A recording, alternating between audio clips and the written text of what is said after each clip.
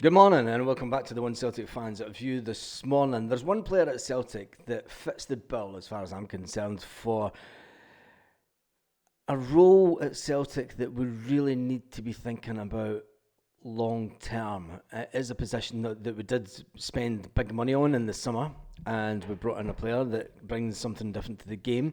But he's not Scottish at the end of the day, and I think that we have a homegrown talent and we have a player that's coming through the B team, and I'm going to listen to interviews from this player, the young Daniel Cummins, and I'm going to argue the case for why Daniel Cummins should be getting brought into the team for the second half of this season. But Brendan Rodgers has a dilemma. Yes, Brendan, if you're watching, you do have a dilemma, and you'll know this. It's where do you fit him into the team, and how much game time can you realistically give him to keep his ambitions going as a Celtic player, not losing him like we've lost many players from the B team, but keeping the momentum going, and also getting his football education, as Brendan calls it, his football education. How can we keep his football education going? I'm saying if he's young enough and he's good enough, when I look at the amount of young players coming through here in Spain, that are young enough and good enough and getting first team chances, the Spanish are doing something right because they're doing fantastically well at international level with a very young team. But first of all, let's listen to young Daniel Cummins just a year ago, after breaking through into the Celtic B team. Daniel, 3 points to round off the league season. What were your thoughts on that performance? It was a hard game, but the boys pushed it towards the end. They've done it many times this season, so it's just good to keep going and get the win and goal. You obviously get the goal, talk us through. It was a great individual striking, a great impact off the bench as well. Aye, the ball just came into me and I just knew there was space in behind me, so I just flicked it over the boy's head, and I don't know what I've done after that, to be honest. I just seen the ball go in the back of the net. I've got to say, this is a young lad who's absolutely buzzing. And this was an interview from a year ago. We're going to listen to 3 interviews from him, and you can see the difference in these interviews on how he's grown as a player, how he's physically grown, and what a confidence boost that the last year has given this player. My celebration, don't know what I've done. Just in shock, to be honest with you. You've obviously scored a few goals now for the B team. Has it been great confidence boost on that? Aye, it's brilliant. Obviously, just coming off the bench, you just try to make an impact, and getting a goal just tops it off. Obviously, the league season has come to an end. It must have been a great experience for yourself playing for the B team this season. Aye, it's been brilliant. I've been 18s most of the season, just try to push up towards the B team. And once I've came in, it's just been brilliant. The boys have been brilliant with me. It's just about trying to build on that now in training and going into next season as well. Yeah, it's just trying to show Mick and Daz what I can do, and hopefully just try to get more chances. Get more chances, and more chances he did. And then we're going to listen to a short interview with Daniel Cummins before the Scottish Youth Cup final a year ago. Yeah, it's been brilliant for me. Obviously, just getting a taste of B team football, it's helped me a lot. Coming back down to 18s, it just keeps you humbled, and you just need to keep working hard to get back up to the B team. So I've loved every part of it, but hopefully just can win in the cup final, and it's one to remember. I think at this stage, when you see him in this interview, he's young, he's a bit shyer, he's a bit, I wouldn't say he's naive there, but you can see the youthfulness of the player, and you could say then that he was definitely not ready a year ago to make that step up into first team football. And it was good that they were just getting him in and around the B team after being in the under 18s. The campaign started off brilliantly for yourself, signing your first professional contract last summer. What did that moment feel like for yourself? It's brilliant. It's every boy's dream to sign for your boyhood club. So I've loved it, and the first year's been brilliant. I couldn't ask for much more. Particularly in 2023, you seem to have been more involved with the B team setup. How much have you enjoyed that experience of getting the opportunity to play men's football? It's been brilliant. It's a different test for my team's football. For playing against men, and every opposition is different, so it's just brilliant for your development. You scored a couple of goals, including a fantastic individual strike on the last day against East Stirlingshire. Did you take great confidence from scoring those goals? It's brilliant for your confidence, but the main thing was the 3 points for the team. What has the experience been like? I'm just watching this goal that he scored against East Stirlingshire, and you're going to say that's just East Stirlingshire, but he takes the ball just over the halfway line. He takes it down the wing, he then cuts inside into the box, past a couple of defenders, and then gets the ball into the back of the net. It was absolutely sublime. I suggest that you go and look at this goal for a year ago, because if this is the form that he's been in, I'm going to have to go back and check more Celtic goals this season, because he's been on absolute fire this season, which then just says, he's coming along just fine as a player.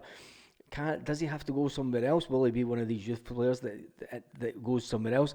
Well, the fact that he's said that he signed for his boyhood club, I think he's been one of the first ones that have actually said that. I mean, I know that the player that left just last summer also proclaimed his love for Celtic, but I've just got a funny feeling about this one. When you get a feeling about a player and you see that look in his eyes. Anyway, Like to work under sort of different coaches like Stuart, Darren and Stephen? It's different, but the standard at both A-teams and B-team is brilliant, and it's just good for your development. You've played your part in helping the under-18s reach the Youth Cup final, most notably scoring twice in the semi-final win over St Johnstone. It's been a strong run to the final. What is the mood? I'm watching another one of his goals fell way outside the box, and oh my goodness, man, this is a player.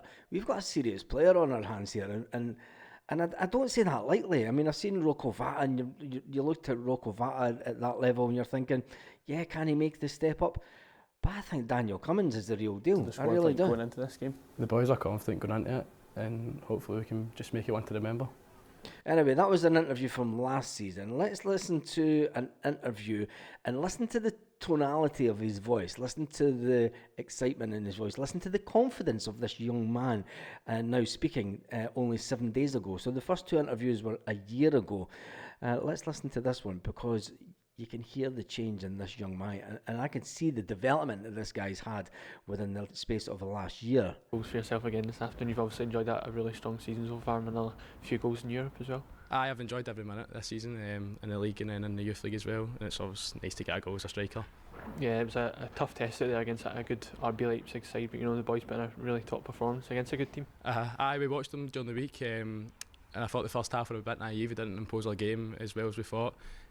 Half time we spoke between the boys, and in the second half I thought we were just outstanding. In the last 10 minutes obviously panic sets in, but we dealt with it quite well. Last time out against Atalanta, to lose a late goal, it must have been so disappointing, but to come out there and bounce back like that, it's really good from the team. It's a great response for the boys. I think that's what the group in there is like. Good tight group between the boys.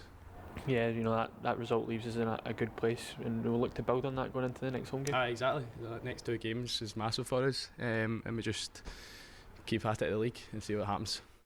Interesting, and you can tell the difference that a year has made in the development of young Daniel Cummins, and the difference in his voice, just and everything about him. Having looked at some of the goals that he scored over the last couple of weeks, I think that it is a player that Brendan Rodgers ultimately will need to think about. How on earth do I get Daniel Cummins into this team? How do you bring him into this team? How do you fit him into the team? How do you get him in there as third choice striker? I mean, ultimately you would have to drop someone from the bench, and when you look at the bench on a week to week basis, there's not really room for a second striker. We don't have that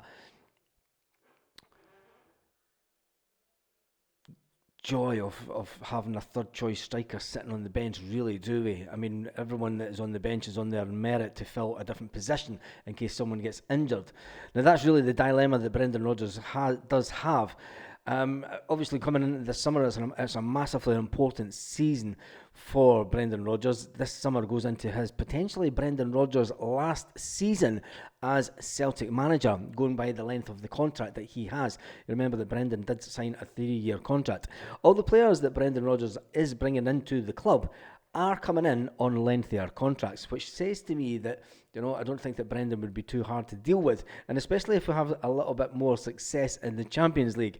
I think the big talk and the big conversations over the next couple of months, especially once we get past the transfer window, the winter transfer window, and we see the players that Brendan's allowed to bring into the club to make the club even better. And a lot of people were saying Daniel Cummins, you need to get him tied down.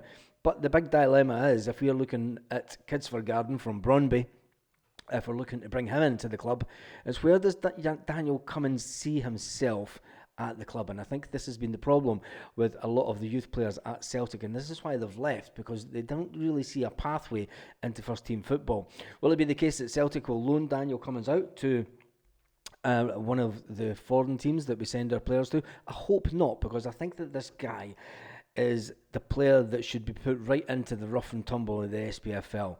I think we need to bleed him in gently. I think we need to bring him in games where, yes, ultimately the game's already done and dusted by the first 60 minutes, but ultimately, if we want a homegrown Scottish striker to be the number one at Celtic, and I would say even 2 years' time, I think that this guy can be in the first team full time in 2 years' time and be our number one striker. Tell me what you're thinking in the comment section. And there's not a lot more Celtic news kicking around this morning. There was a lot going around last night with transfer speculation. If you want to watch that video, you can watch that video here. And on that note, make sure that you join me for the live at 8 p.m. Celtic Park time tonight, where we can catch up on any of the news today. Will there be an afternoon video? We'll see how it goes. Anyway, there might be some things, because I'm working on some other content for the channel, which you may like. And it could be looking through the archives of certain Celtic games. Anyway, on that note, have an absolutely fantastic day, Celtic fans, wherever you are, and to other fans, because there was a lot of other fans from other clubs watching the lives last night. Anyway, have a fantastic day, Celtic fans, wherever you are, all around the world.